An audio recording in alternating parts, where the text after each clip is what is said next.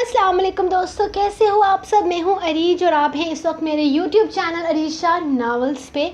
आज मैं सिर्फ रिकॉर्डिंग नहीं कर रही, मैं साथ में चाय भी बना रही हूँ। देखो, अब मैं ये बताने के लिए मैंने रिकॉर्डिंग स्टार्ट किया है कि मैं काम भी करती हूँ करके मैंने वली ना समझा जाए।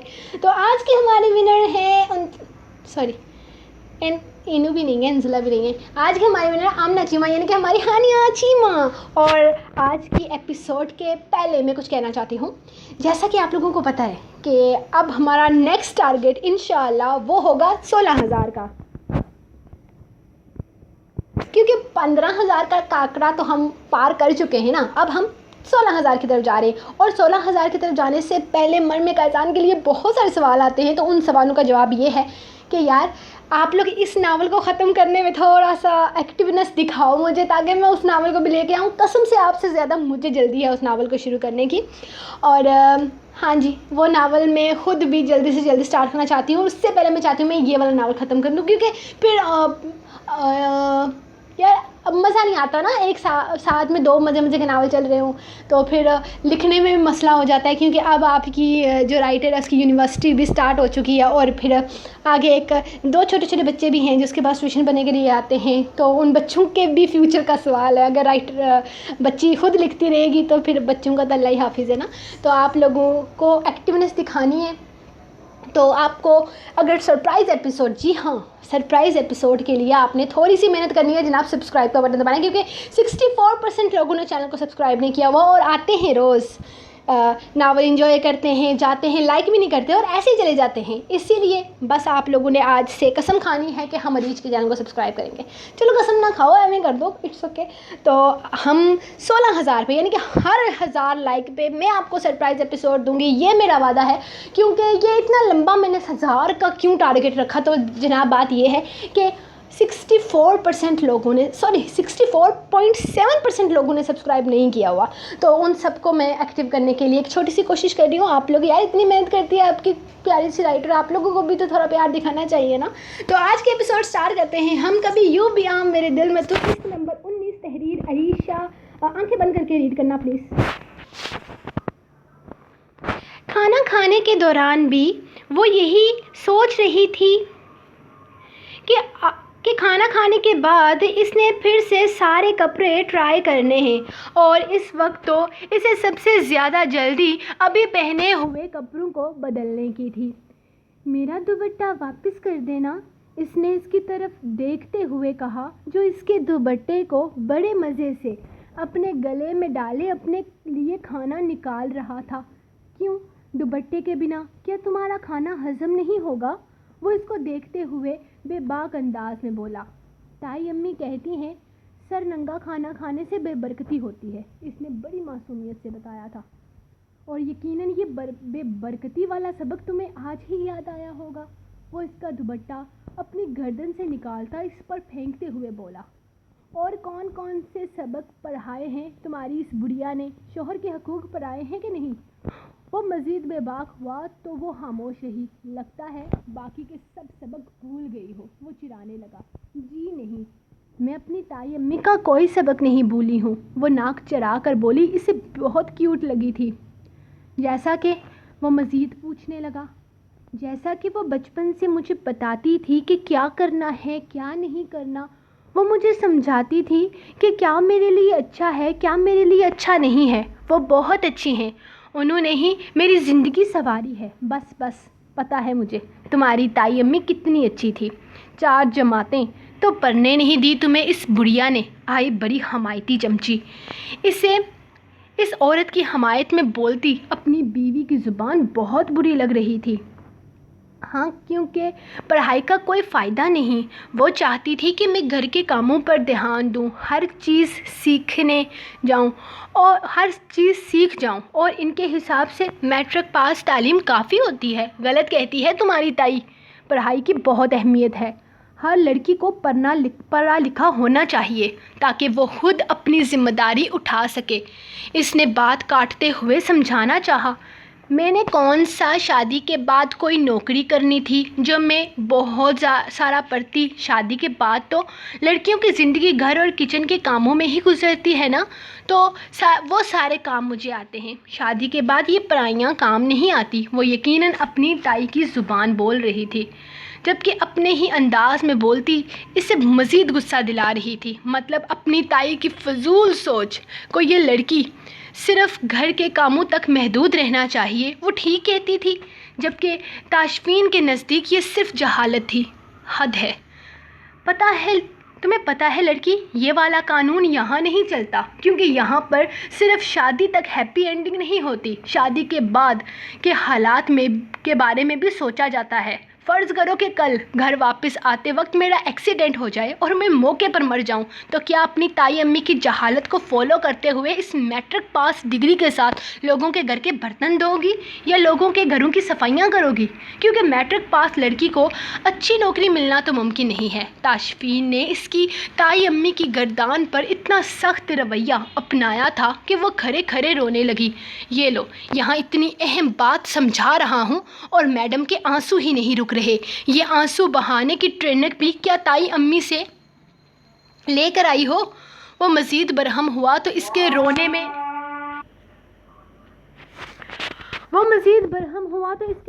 بھی شدت آ گئی. وہ اٹھ کر اس کے قریب آ رکا. اس وقت تمہاری شکل اتنی معصوم لگ رہی ہے کہ تم پر بہت پیار آ رہا ہے, لیکن تمہاری عقل پر دل کر رہا ہے لگاؤں 2 کان کے نیچے.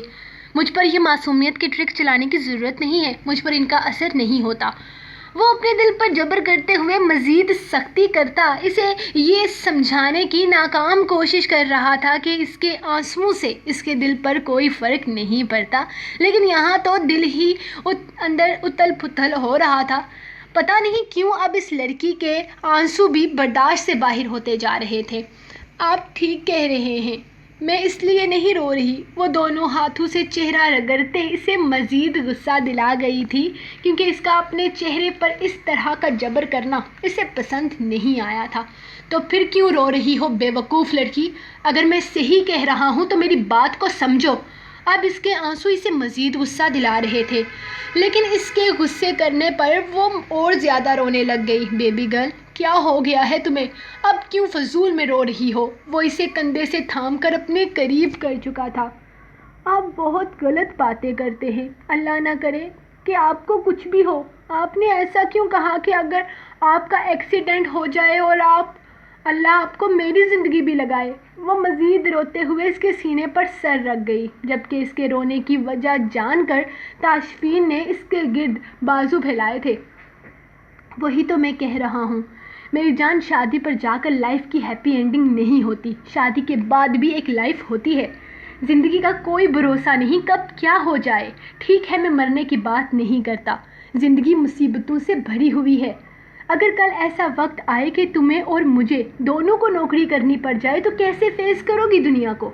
آج کے زمانے میں انجینئر, ڈاکٹر سب ڈگریاں لے کر ہاتھوں پہ ہاتھ رکھے بیٹھے ہیں, اور تم کہتی ہو کہ میٹرک تک تعلیم بہت ہے. کانفیڈنس نام کا نہیں ہے تمہیں. بہت کچھ سیکھنا ہے. تمہیں باہر نکل کر سب کا سامنا کرنا ہے, خود میں حوصلہ پیدا کرنا ہے.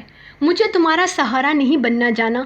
میں چاہتا ہوں کہ تم میرے ساتھ قدم سے قدم ملا کر چلو, تاکہ مجھ پر کوئی مصیبت آئے تو مجھ سے پہلے تم اس کا مقابلہ کر سکو.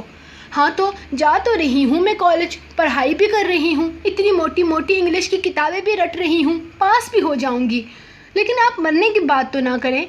وہ آنکھوں میں آنسو لیے پھر سے بولی تو تاشفین کو ہنسی آ گئی. شاید اس ٹاپک کو سمجھانا فی الحال اس کے ننھے سے ذہن کے لیے ممکن نہ تھا. شکریہ, بہت بڑا احسان کر رہی ہو میری ذات پر. وہ اس کے ماتھے کو لبوں سے چھوتے ہوئے اسے مزید اپنے سینے میں بیٹھ گیا. کھانا کھا لینا, ٹھنڈا ہو رہا ہے.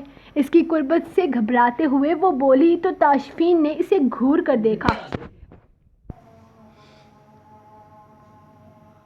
کھانا کھا لیں, ٹھنڈا ہو رہا ہے. اس کی قربت سے گھبراتے ہوئے وہ بولی تو تاشفین نے اسے گھور کر دیکھا. دل کرتا ہے تمہیں کھا جاؤں. وہ اس کے دل پر انگلی رکھتے ہوئے بولا تو وہ اگلے ہی لمحے اس سے دور ہوئی. اب یہ مت کہنا کہ کھانا کھانے سے پہلے کس کرنے سے بھی بے برکتی ہوتی ہے، وہ گھورتے ہوئے بولا، جبکہ وہ تو بس جلدی جلدی کھانا لگانے کے چکر میں اس کی بہت اہم بات کو بھی اگنور کر گئی تھی۔ تم جس طرح میرے جذباتوں کو اگنور کرتی ہو نا، بہت پچھتاؤ گی، بہت پچھتاؤ گی۔ وہ کرسی گھسیٹ کر اس پر بیٹھتے ہوئے بولا، جبکہ وہ اپنا دوپٹہ سر کے بعد اپنے دونوں بازوؤں پر پھیلاتے سامنے والی کرسی پر بیٹھ گئی تھی، جبکہ اس کی حرکت پر وہ اسے پھر سے ہنسی آ گئی۔ چلو آؤ، آج کیا اپنے کارٹون نہیں دیکھے؟ تو دیکھنے تم نے؟ وہ جو اسے صوفے پر بیٹھتے دیکھ کر اندر کی طرف بھاگنے والی تھی، اس کی آواز پر رک گئی۔ نہیں، آپ دیکھ لیں، میں کل صبح ریپیٹ میں دیکھوں گی، اس نے مسکرا کر کہا تھا تاکہ اس کی چوری پکڑی نہ جائے۔ نہیں، میں تو تمہارے ساتھ ہی بیٹھ کر دیکھوں گا، یہاں آؤ۔ وہ اشارے سے اسے اپنے پاس بلا رہا تھا۔ مجھے نیند آ رہی ہے، اس نے بے بسی سے کہا تھا۔ ارے میری جان کو نیند آ رہی ہے؟ بہت جلدی سوتی ہو نا تم، جاؤ میری جان سو جاؤ، ایسا کچھ بھی نہیں بولنے والا میں۔ یہاں آؤ اور میرے پاس بیٹھو۔ وہ اتنے پیار سے بولا کہ اس کو یہی لگا کہ وہ اپنی بات منوانے میں کامیاب ہو گئی ہے، لیکن وہ تو اچانک ہی اپنی ٹون بدل گیا تھا۔ آپ مجھ سے ایسے بات نہیں کر سکتے، مجھے نیند آ رہی ہے، مجھے سونا ہے، مجھے صبح کالج جانا ہے، اس نے کالج پر زور دیتے ہوئے کہا۔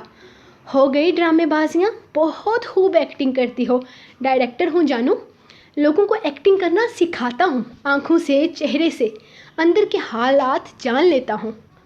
8 سال صرف چہرہ پڑھنا سیکھا ہے میں نے، اور تمہیں لگتا ہے کہ میں تمہیں ایسے ہی جانے دوں گا؟ آ رہی ہو یا میں خود آؤں؟ وہ بالکل پرسکون انداز میں بات کر رہا تھا۔ میرا دل نہیں کر رہا تو آپ زبردستی تو نہیں کر سکتے، اگر میں نہیں دیکھنا چاہتی تو آپ زبردستی کیوں دکھا رہے ہیں؟ آواز میں لڑکھڑاہٹ تھی۔ تم ایسے نہیں مانو گی، وہ غصے سے کہتا اٹھا ہی تھا کہ وہ بھاگتے ہوئے صوفے پر بیٹھی۔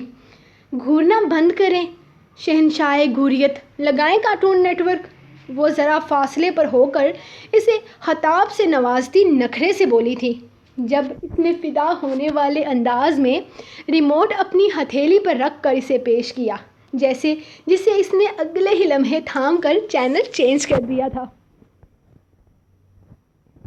وہ بڑے ہی مزے سے تھوڑی دیر میں اپنے شو میں مگن ہو گئی تھی، جبکہ اس کی نگاہیں اس کے چہرے کے ایکسپریشنز پر تھی۔ بچوں جیسی معصومیت کے ساتھ وہ بچوں جیسے شوق بھی رکھتی تھی، لیکن وہ جانتا تھا وہ اتنی بچی نہیں ہے جسے تائی امی نے اتنا کچھ سکھا کر بھیجا ہے، وہ اگلے سارے مراحل بھی سمجھ چکی ہوگی۔ ٹی وی میں مگن اس کی موجودگی کو وہ پوری طرح سے فراموش کر چکی تھی۔ جب اسے بازو پر اس کے انگوٹھے کا لمس محسوس ہوا، اس کا دوپٹہ کب اس کے دشمن کے اوپر سے ہٹا تھا اسے پتہ ہی نہیں چلا۔ پرنس بیچارہ صحراؤں میں بھٹک رہا ہے، اس نے گھبراتے ہوئے لہجے میں کہا۔ اس کی طرف دیکھا تو وہ بھی ایک لمحے کے لیے اس کے چہرے پر نگاہیں جما گیا، جبکہ اتنی ہی تیزی سے اس نے اپنے بازو کو دوپٹے سے کور کیا تھا، لیکن وہ کہاں جانتی تھی اس کا دھیان دشمن نمبر 3 سے ہٹا کر دشمن نمبر 1 پر لے آئی ہے۔ بریک چل رہا ہے، مجھے لگتا ہے کل کی ایپیسوڈ میں اس کو پرنسس کے بارے میں پتہ چل جائے گا۔ اپنے آپ کو اس طرح سے دیکھتے پا کر اسے مزید تفصیل سے سٹوری سنائی تھی، لیکن اس نے جیسے بس ایک لفظ سنا تھا اس کی ساری باتوں میں سے، بریک۔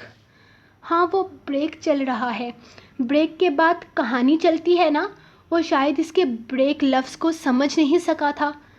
بریک چلنے دو، آئی پرومس، میں تمہارا شو بالکل خراب نہیں ہونے دوں گا، وہ محبت سے کہتا اس کا چہرہ تھامتا، اس کے اوپری لب کے اوپر تل پر اپنے لب رکھ چکا تھا، وہی کل والا بے باک انداز، سلگتی سانسیں، گمبھیر لہجہ۔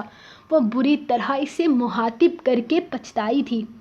وہ بوند بوند اس کے لبوں کی مٹھاس کو خود میں جذب کر رہا تھا۔ جب اچانک ہی شو کے میوزک کی آواز اس کے کانوں میں پڑی، اس نے اگلے ہی لمحے اس کے لبوں کو آزاد کرتے ہوئے اس کی گود میں اپنا سر رکھ لیا۔ میں نے کہا تھا نا، میں تمہارا شو خراب نہیں ہونے دوں گا۔ وہ جیسے اپنے وعدے کا پابند تھا، لیکن اب وہ ہوش و حواس میں کہاں تھی جو شو کا آخری حصہ وہ انجوائے کر پاتی۔ اس کی ٹانگیں لرز رہی تھی، ہاتھ کانپ رہے تھے، اور اسی وقت ہاتھ کو تھام کر اسے اپنے سر پر رکھ لیا۔ مجھے تو کچھ خاص نہیں لگ رہا تمہارا یہ شو۔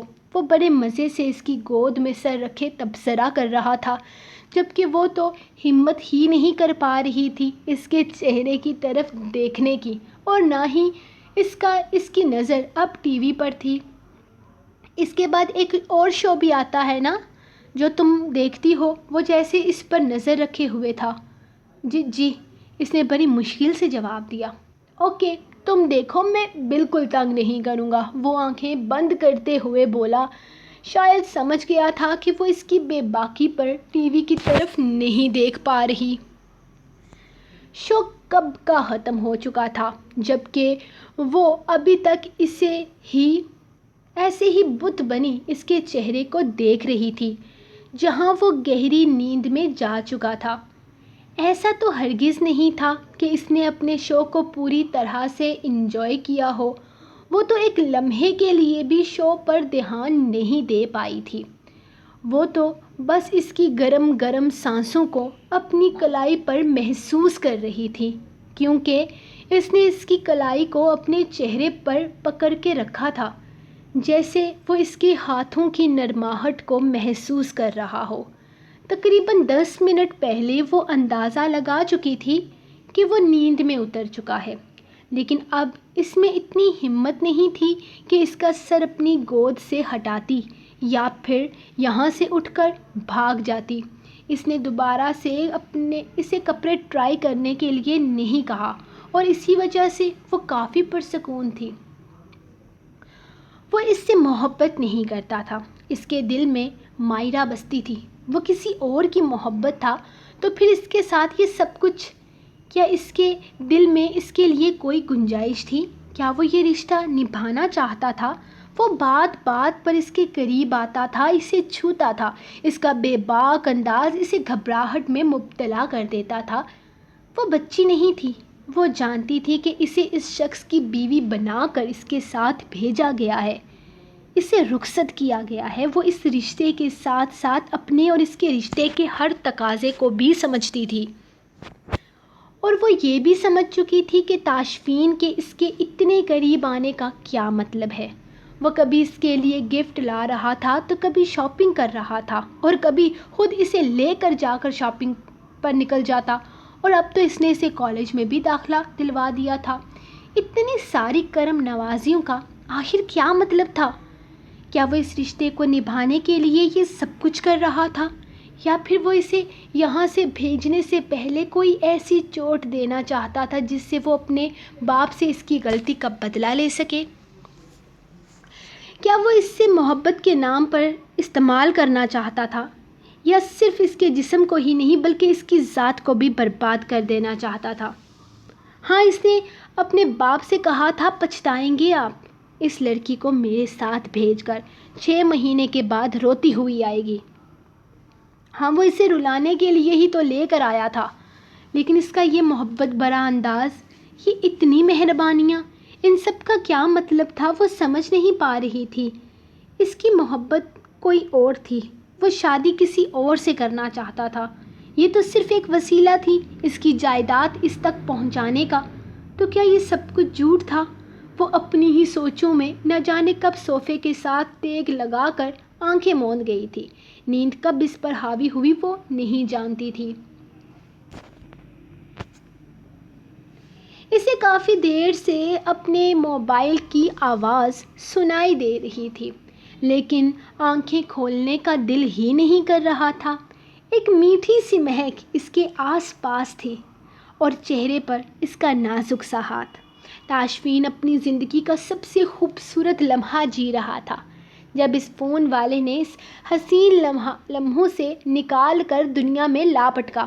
اس نے ناگواری سے ٹیبل پر پڑے موبائل کو دیکھا اور پھر ایک نظر اس قاتل حسینہ کو جو سچ میں اس کا قتل کر دینے کا ارادہ رکھتی تھی، کبھی اپنی معصومیت سے تو کبھی اپنی میٹھی میٹھی باتوں سے، اور پھر اس کے پاس تو تین دشمن بھی تھے اس کے، نہ جانے اور کتنے دشمنوں کی فوج اس سے چھپا کے رکھی تھی۔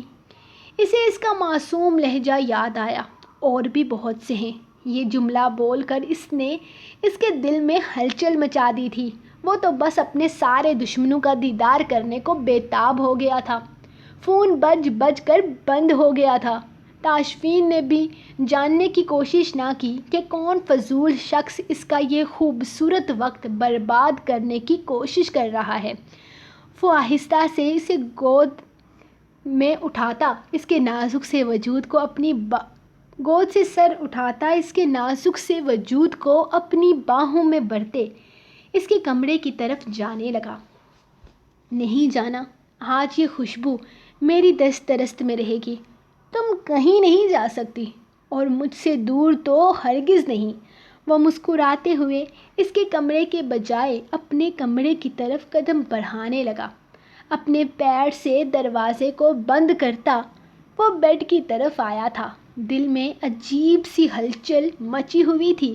اس کو بیڈ پر لٹاتے ہوئے اس نے آہستہ سے نامحسوس انداز میں اس کے دونوں ہاتھوں کو اپنے ہاتھوں میں قید کر لیا، اور اپنے دشمن اول کو پیار سے چھوتے ہوئے وہ اس کے دل کے مقام پر اپنے لب رکھ گیا۔